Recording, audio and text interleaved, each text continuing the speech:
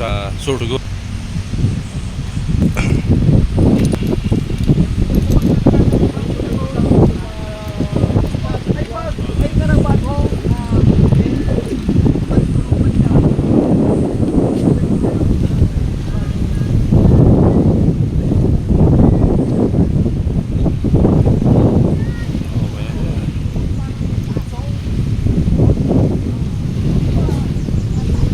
May balon sila doon.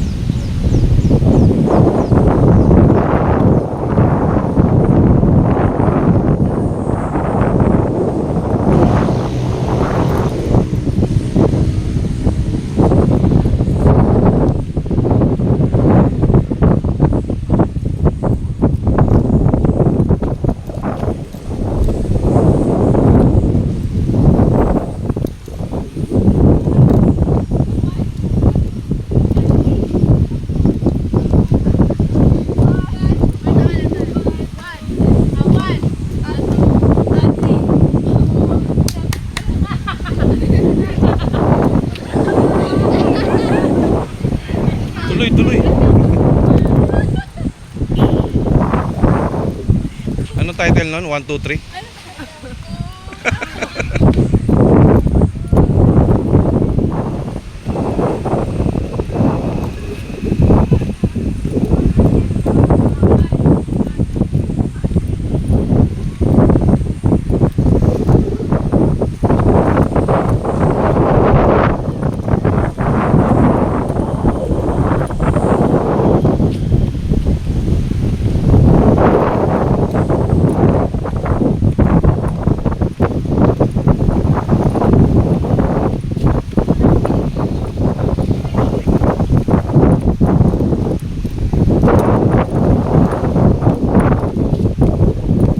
Ito yung luneta nila.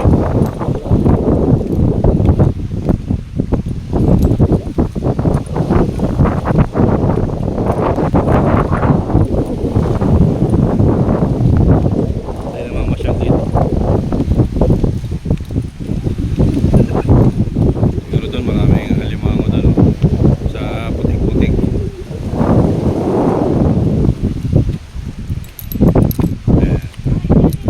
Logo nila. Ano itong nakalagay? Alimasag yan, di ba? Hindi alimango yun. Alimango ba yan? Ay, sabihin marami tayong alimango dito.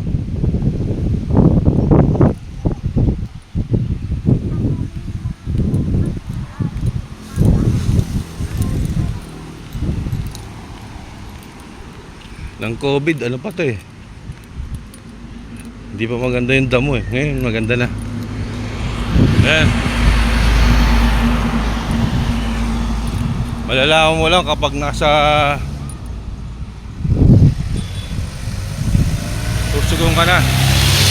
Ayan. Ewan ko kung alimango to o alimasag. Giant alimango. Rest area. Rest.